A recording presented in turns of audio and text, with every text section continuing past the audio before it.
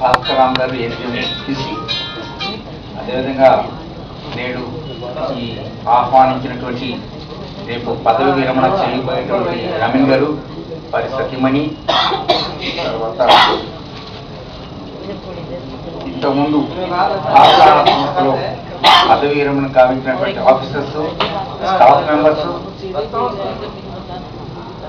Colleagues, officers, staff, workers, business representatives అందరికీ ముందుగా నా నమస్సుమాంజలు.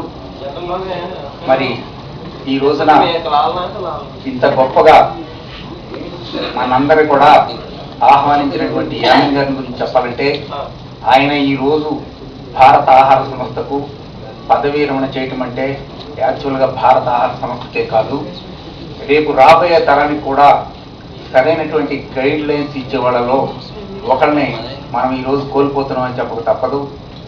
ఇకపోతే భారత ఆహార సంస్థకి ఆయన చేసిన సేవలు చిరస్మరణీయం, అద్భుతం. మరియు ఆయన్ని చిరస్మరణీయంగా మనం గుర్తుపెట్టుకోవాల్సిన అవసరం ఉంది. ఇకపోతే ఆయన యూనియన్ నాయకుడు.